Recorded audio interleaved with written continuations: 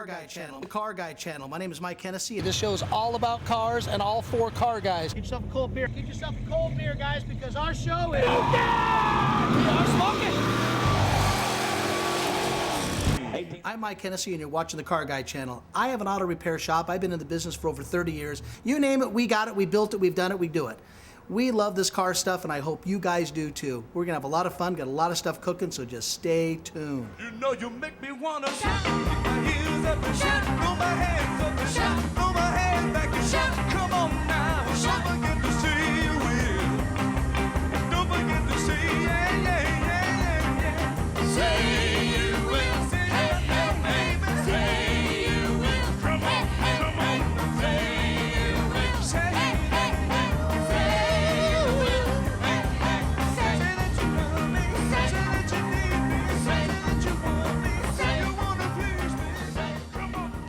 Welcome to the Car Guy channel. We have a fantastic show. I say it all the time because this is true. We got some really cool stuff. We had a 57 Nomad, just a little bit of a teaser over here on an old Chevy truck that I have, and some projects we got going on in the shop. The Super Bee, and I mean, this is beyond Super Bee. This is a Super Bee. Give you a little bit of a heads up what we're doing on the transmission, the suspension, how that black project's going on with the vinyl top, the palette going on. We have so much work here. You can see we're knee deep over here in rubber on cars for the whole complete event. So hey, do two things.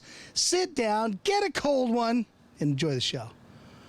Some of the cool projects we got going is one of America's favorite cars is a 1964 Chevrolet Impala. This is an SS car. We put disc brakes on this thing. We went through it, and the neat thing is it's a factory air car.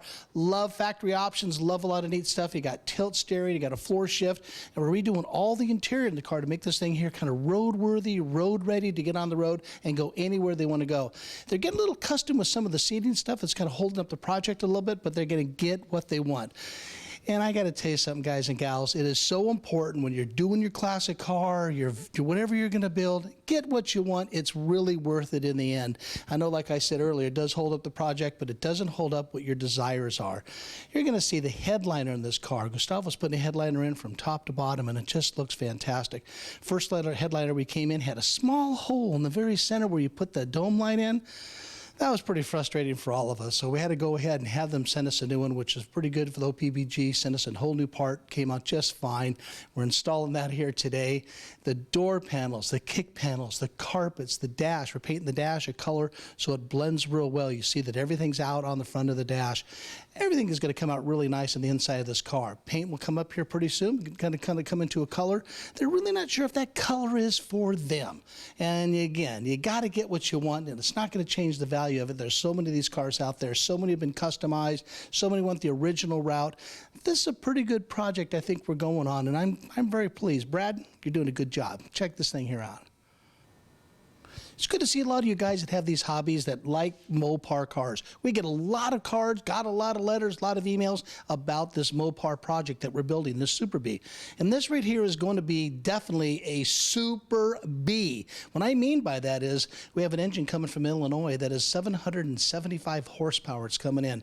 We're putting the Tremec 6-speed in the car, and we made the whole tunnel. We'll show you where the tunnel is underneath the firewall. That's all built, and it turned out absolutely spectacular. So we needed a lot of room for this thing here to fit. But again, like I was mentioning earlier, we're getting the Chevrolet for the headliner and the upholstery parts of that. And this right here just got finished, I mean, just an hour ago, this vinyl top, and it looks stunning on the car, just stunning. Being a black on black car with a vinyl top might keep the temperature down on the inside a little bit, even though we are putting in vintage air conditioning, which we're going to go through that in another episode. That's going to be just absolutely spectacular. But putting the headliner in and all the rubber that goes all the way around the doors, that's very time consuming and kind of tedious in some areas, but we got all these here and the chrome pieces in. Now the reason being is we had the headliner before we can really put too much stuff on the car, is we had to go ahead and drill out the holes and get all new threads for all these pieces. And these right here are the clips that hold on the metal that goes around the windshield. I can't put the glass in until I have the headliner in. There's so many things I cannot do until the headliner and this piece is on the car, and this is going to make it spectacular. So I kind of want to bring you up to speed a little bit on this car. And there's something else we did. But we lined the whole inside of the car with a Dynamat material. It's called Hush Mat. We filled up the whole inside of the car and got to put it in, you roll it on. It's fairly thick. It's a tar base and sticky, and it goes everywhere. Now, is what we did do is we actually had some extra pieces. We put those pieces on the inside panels of the car. It has more of a dead noise versus having a noise in the car. It's a completely different noise because actually what it does is it kind of sounds deadens a lot of the cars. So if you put a great stereo in the car, you put air conditioning in the car, you put a lot of horsepower in the car, you're going to have a very, very quiet riding car. I told you we had to open up the tunnel for a transmission. Now this right here is the big bad boy Tremec 6-speed. I was talking to Paul on the phone, and we're talking all the needs and wants for this car. He wants this car to be spectacular, and this car will be spectacular. There's no doubt at all. I happened to mention the word, boy, it sure be pretty cool to get a Tremec 6-speed in there. I don't know. By the time I'm saying I don't know how I'm going to get it to fit, what's available, he goes, I'll call you back. He's on the phone ordering a new 6-speed transmission. And it's here. But let's go ahead and show you underneath the car what we had to do to go ahead and get this thing here to fit. And what a piece it is. It's going to make this car here. It's going to really make this the car. I think this is a very, very crucial part. It's going to be fantastic. Let's check underneath and I'll show you what we had to do. That transmission is so big to fit underneath here, we had to actually cut pretty much the whole complete tunnel area out of this car. You'll see some photos of how this is cut up. It's pretty cool. It's very, very neat to do. But the biggest thing is we have to do is support the middle of the frame where the torsion bars are. This whole frame, this piece here is custom made that slots into here. We had to go ahead and make these parts to get all the way into here to go ahead and bolt in. So now it finishes it. So now we have a complete surround all the way around, and now it's secure to be able to hold this horsepower of this particular engine and this 5-6-speed transmission. But this is spectacular to do. But that's what we had to do to cut all this here out with the torsion bars. And Estelle's going to go ahead and go underneath this car. She says, what about all the glitter and chrome under here? And there's rack and pinion steering in the front here with all the new parts, the new torsion bars, the back end of the car with the special shocks, Hosket suspension, front and rear sway bars. This car is just going to be utterly fantastic. Cars for Get Ready are a real big deal out there going on. Getting cars ready for certain shows, projects people are finishing up and whatnot. Good friend, good customer happened to go ahead and purchase a gorgeous, and I mean a fantastic 1965 Chevrolet Corvette coupe. And that was my bread and butter for many years back at my old store about 25 years ago.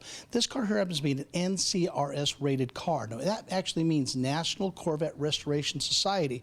They go ahead and they go over this car here, I mean from soup to nuts, bumper to bumper.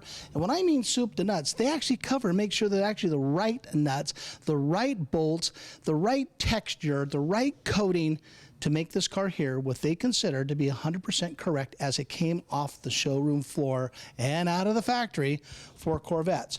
This car here is a stunning car. The interesting part about this, what I think the NCRS, I really kind of like to see them work with a little bit, they can judge this car here next to another 65 coupe that might not have all the options. Options on this car here are teak wood steering wheel, telescopic steering, and it has a rear defroster in the back of the car. This thing here is a 300 horse car, which is just phenomenal, with factory air, 4-speed. It has all the options I think anybody would want on the car. But the big trick with NCRS is all the options have to work, and they have to work perfectly to go ahead and get the car rated what they call a top flight car. The car's got to reach at least 94 points up to 100 to be able to reach that particular area of quality of the car. This car here did reach that, and it's back for a few little things to get done. We're charging the air conditioning system, taking care of a few things, and this thing's got power brakes.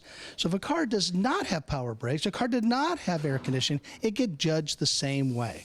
And I kind of think the way the options are, there needs to be a little bit of adjustment to the rule book and whatnot, but they always make a thing about what's being correct and what's right. Correct for an actual factory type car, that word correct is correct for the parts they're putting on. A lot of guys put a lot of aftermarket and other things on them, and it still keeps some of the values still strong. But what I really appreciate about the NCRS, they're holding the heritage and the originality of the Corvette.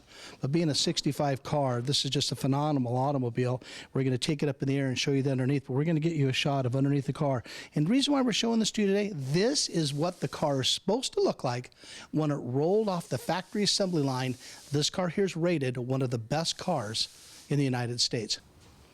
There are so many details to point out underneath this car, but when you get see things this fantastic, it really is worth talking about. But there's so many issues with the NCRS that make sure that these cars are totally correct and restored correctly, is things of the right texture of the nuts and bolts, especially things that hold on, like for the emergency brakes, the exhaust system. These things right here for ground straps have to be in the right spot on the correct side. This one here, the one on the right, it's in the front. This one here is on the left. It's on the very front of this piece here. And as it goes all the way down, there's little clips and little things that make this car here to go together. Estelle's going to go underneath this car with the cameras. Pretty much amaze you really how the quality level of the car is done. We didn't build the car. The car was built back east. And that's really how my friend purchased the car from a company that did the restoration on the car. Then it sat for really quite a few years. And kind of a neat thing to find, but I always call things like this maybe like a barn find, because the person who actually paid to have the restoration done decided to sell a handful of cars out of his collection. And my friend was able to go ahead and get it because it was the color combination he wanted, especially with that tan interior. It just doesn't get better than that. It's fantastic. And it's just a very classy look. I'm not saying like the vanilla white car, with black interior or red with black interior. Most people go reds and some of the white stuff. Because Corvette, the original car, 1953, was Polo white with the red interior. All of us, the way they were made, the only way they were sold. It's like Henry Ford. You want to change the color of the car as long as you get the color black. But Corvette was sold the same way. It was only white in 1953. But when they came into colors and stuff as the years came on, this was a very popular color, very sought after on the car. But as she goes through here, you're going to see everything on here is done correctly. The cotter pins are put in on the correct direction, which even makes a point and an issue when you do it. And some people will say, oh, geez, some things are too picky and whatnot. I don't know. You got to look at the preservation of these cars and preserving them to be totally correct the way we're off the factory floor. That says a lot to me on a lot of cars. So it doesn't really change the value to some people, getting a car with an LS motor and all kinds of wild stuff. Costs a lot of money to build, costs a lot of money to sell, costs a lot of money to buy. These are in the same realm, so it's almost like a hobby of its own being involved in the NCRS. And the Corvette clubs have all sorts of modified cars also. So whatever your niche is where it goes. But I have to show you this car. Actually, it's one of the cars I wish that I could own because I think it's really pretty cool. It's very good stuff.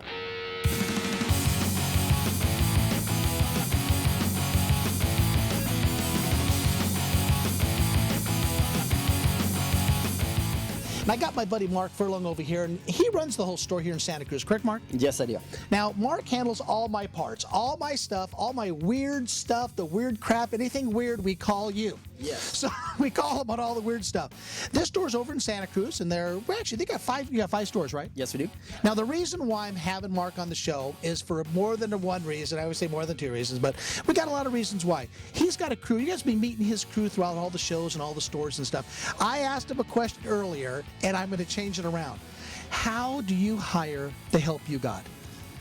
When they walk in, if I like the way they look and the way they talk, then I'll give them a try. Good. All your guys have been with you for years. Oh, yeah. Oh, yeah. I like to keep them around as long as possible. Now, how long have you been in the parts business? 24 years. 24 years? Jeez. That's a long time. Yeah. So you better know what the hell you're doing. Well, I hope so. Not always, but I always try. You guys are part techs besides part guys. So when you hire a guy, he's a car guy. He knows what he's doing. He knows parts. He knows one thing. He knows another thing. With all the stuff you guys got, you got a versatility of car guys. Very much so. You got guys. He's got a street rod guy, flathead guy, wholesale guy, and all your guys are legitimate bone car guys, correct? Absolutely. Let's rock and roll. Let's get our parts going, buddy. Okay. Good. I would have never guessed in a million years how many comments we get on this electric car, so thank you very much. And I'm not an electric car expert. I've been getting a lot of calls about the electric car, build and doing this, but again, I'm not an expert on electric cars. And we're becoming one as of now because of the work and being done here. We had the whole schematic completely blown up so we can actually read how it's supposed to be put together. You can probably see the way the batteries are being laid out. And we took out the set of batteries that go underneath here to show you that the motor is in, it's wired in.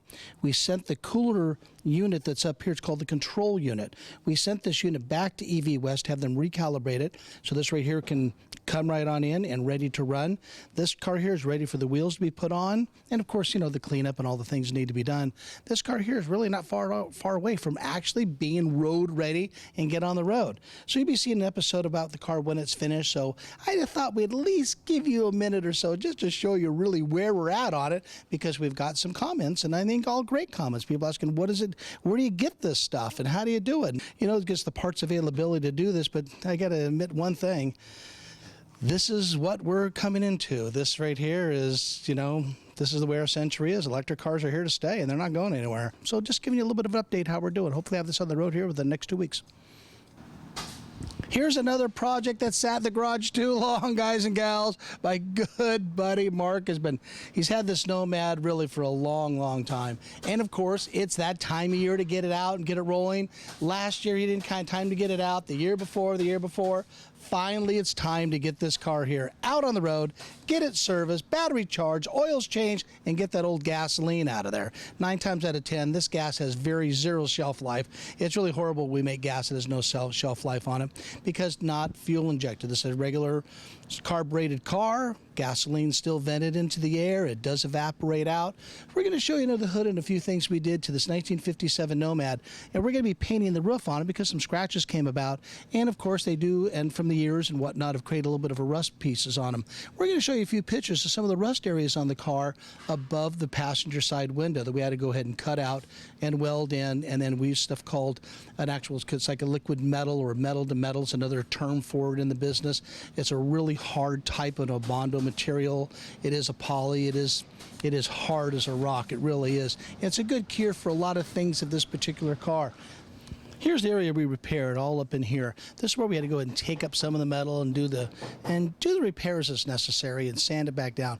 We're going to go into a single stage paint. We're going to go to a single urethane type paint, which already have the clear already mixed into it. For this particular case and as long as the car gets stored, that's going to be really the right call for this car instead of going the base coat clear and a little bit more of an exotic type paint work. So we decided to go this avenue here.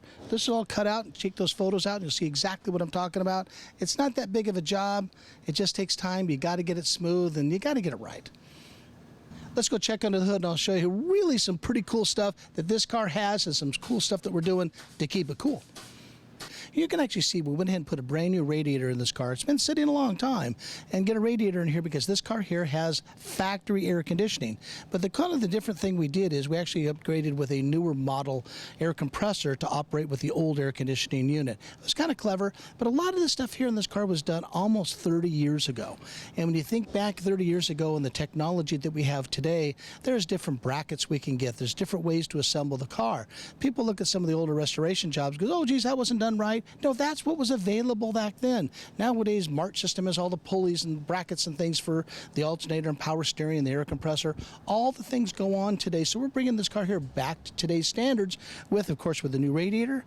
We got dual electric fans up here to keep this car cool. Some of the Tri-5 Chevys did have a running cool, running warm scenario, a little bit of a problem with it. They did run a little bit on the warm side. We don't want that because they're going to use this car right here as a drive road. Mark wants to get it back on the road. So we went ahead and said, cut all the chase on it. We put a brand new carburetor on here, and this car here runs absolutely spectacular. We'll be doing a little bit of a special on it when we finish, but I kind of like to show you guys and gals the way some of these cars are when they do get here. You got something like this at home. I know you do. And this is what you got to do to get these things here back on the road. And like I'm trying to encourage everybody, you got to still service your classic car, no matter how good, how fantastic it looks, or when it was done. Get those oils out of there. Put the new oil, fresh oil back into it. Get that car road ready. Just because it was restored doesn't mean that stuff's going to stay for a long time. The oil doesn't preserve itself. It's like, again, the shelf life of fluids, brake fluids, coolants, and all this stuff. They still need to be serviced. Even though you don't drive them a lot, they still need to be serviced. See, Ferraris that are low-mile cars, they still got to be serviced, and they all still do to keep the records up. Mercedes, Benz, and so on. Your classic at home is just like this. They all need service. Check into it. You see just what I'm talking about. Everybody that watches the Car Guy channel knows I love trucks. I've had this truck here for a long time, and I kind of got to, the show today is really kind of a little bit about servicing your street rod, servicing your car, getting it pulled out, doing all this crazy stuff that we got to do. Well, I decided to practice what I preach and to go ahead and pull this here out of storage to go ahead and get it done. Some big shows are coming up. Some of the shows I like to go to with Dream Machines we just finished up. Hot Hennessy Nights is coming up. We got a Hillsborough Concourse show coming up, and the Hillsborough Concourse show is completely completely unique and very different. And so I'm going to send a couple cars out of my collection to there, and some of my friends and customers that's been on the show. 1937 Chevy. Lane's car is going to go ahead and be there, and I'm going to have the Pink Panther, the 70 CUDA. That's going to be on display there that we're going to have at Hot San Jose Nights. But just to show you, we're going to go ahead and have the truck out there and just kind of getting it pulled out of storage, getting it detailed. Yes, changing the oil and all the other kind of neat things to it. But let's go ahead and show you a barn find that I can't wait to show you. Barn finds, that's what this here's all about, is a barn find. And some people go, what the heck is a barn find? What do you do? Well, barn finds are cars that are preserved pretty well or been restored or something very unusual, and it's in the barn, and you write a check and you take it home and you find out really what you got. This rear happens to be a 1946 Chevrolet, and it's actually called a Stylemaster. They only had a few models in that year, but in figure 1946, the war is over. People were standing in line. If you wanted to be a job down there to be a car salesman in 1946, you would make very, very good money. The manufacturers could not produce cars fast enough after the war. GIs are getting out of the service, they're getting their families together, and that's really where the baby booming world actually kind of came from and started. People were happy the war was over, coming into the 50s, families are getting houses and going, but that's a whole nother story, probably a whole nother show, maybe for the History Channel. But for 1946, they couldn't get cars out quick enough, like I said earlier, and they only built out of this particular car 13,000 and change of them, and there were two different types of coupes that they had. They had 2 doors, 4 doors, and of course the bigger cars would be the fleet line, and they just couldn't get them out quick enough, so people were buying them. And so the people that actually originally got this car bought the car over in San Mateo back in the early 90s. They found the car, had the car restored by a guy by the name of Rod Marconi over in Redwood City. Rod did a full, complete frame-off restoration on the car, and I mean soup to nuts, all correct, just the way it should be. Not like the NCRS stuff. I don't know what the originality would be. They probably don't go that avenue with this type of product and this type of collectability in the car world. This is what it is. And they only had engine options were basically one. It was a 6-cylinder with a 3-speed on the column, and that's the way it drove. And just think back, and your mom and dad, or figure some of you out there, your grandparents, this is what they really drove. Mom didn't have power steering. Mom didn't get power brakes. She didn't get power windows. None of those options, but she was proud to drive that car with her good-looking outfit on, the hat, the whole 9 yards. And when you really think back, a lot of this stuff is all history, and this right here is history, as far as I'm concerned, all the way. And the neat thing is, when a guy went to a dealership to go ahead and buy this car, like I was stressing earlier, he wrote a check, and it was under $1,500 for a brand new car. You couldn't put tires in this car for $1,500. You couldn't chrome the front end of the car for $1,500. Gives you a little bit of idea of inflation. But here's this car. I wanted you to go over. The paint on the car is absolutely beautiful. The wheels, the white wall tires are just spectacular. We pulled it out. The car cleaned up probably 100 times better than I ever thought it would when the folks came to see me. Car hasn't been driven since 1999. Hasn't been driven since then. And so we got the car, went through a complete detail, pulled the wheels, looked through the brakes, even though everything was restored. Again, when I talked, this kind of what gave me the idea of coming into service in your car. This car had a complete frame-off restoration and finished in 2000. Figure 1999 was completed, done, going for the drive. We've already had to replace some brake cylinders on the car. Wish they had calipers, had disc brakes, be kind of cool. But no one had disc brakes back then. But we had to replace the actual wheel cylinders because the oils, the fluids sat in there and made it kind of nasty, and it got at pits. It's just no way to get a brown down. It's just the way it is. And it's called garage rot. It sits in the garage too long. Get your cars out there. But underneath the hood, the chrome on it is just fantastic. But what I want to do, I'm going to take you to the inside of this car because I think it's just spectacular. I'm going to take you inside. Before I do, it's not wood. It's actually a material that they use as a special technique to apply this particular special type of paint to give it the wood effect. And the cars did use this back in the 30s, 40s. And take a look at the inside of this car. The whole dash and the door panels all were redone. Now, there's very few people who do this stuff anymore. And there's one guy in Oakland that we're aware of that still does this. And it's just I don't want to say a lost art. Not too many people are doing it. And that's what's dropping some of the, the vendors that do handle this type of stuff. Where do you get it done? That's really what makes some of these cars very valuable and very collectible. You get one done this quality level. That's why you want to keep it this quality level. If you notice, this car has a 2-bar steering wheel, which is a straight 1, 2, straight across. Now, this right here is because it's a 1946. A 1946 Chevrolet is really just a carryover from 1942. They still had a lot of their tooling, they had things to go, but they'll go ahead and retool and to put out a brand new car for 1946 with a completely different design. They were 4 to 5 years behind on doing this, and make a long story short, the war was so important, that's really what had to be taken care of. But they made changes like putting a 2-bar steering wheel. Now, if you notice, this right here is the turn signals. This is added on. Cars didn't have turn signals in the factory cars until later on going into the 50s. But this right here is what it is, but we got to be safe on the road. It doesn't take anything away from it. I think it's a great plus to be on the car. But I know you notice the whole dash and everything inside and these beautiful, comfortable seats. This is what it was all about. I hope you enjoyed the inside of this car. It's fantastic. Metal was hard to come by, especially in the 40s after they needed all the metal originally for the war. So that's why the history behind these have a lot going on. But the stainless, they were starting to go ahead and get stockpiles of stainless. And all the stainless in these cars, like this right here, this isn't chrome plated. This is buff stainless steel all the way across. These are all pot metal, of course, but chrome plated. But then this model car has the stainless to go all the way down the side. These pieces here, stainless goes around the wheels, the hubcaps. Just very, very classy, just fantastic.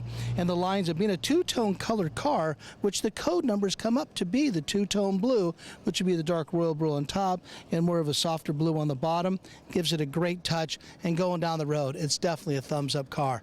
But I got to show you inside the trunk because it really makes a big difference, really, what cars have done today and what they did yesterday.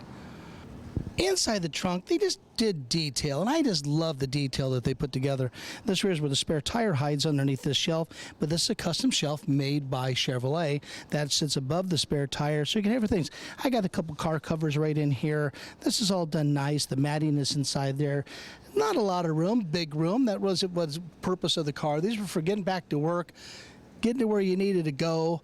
It has a back seat, which is a huge plus in this car. That's really made this car here very popular and a very good seller. And some model cars did not even have a back seat, no matter how much money you really had to spend. But this is the way it is, and that's the way 1946 was, and check it out. All the years of doing this in the trade and the business, restoring, working, buying, selling, dealing with them, that's all I really know. I've been doing it all my life. And when you think you'd get tired of it, I don't when I find things like this.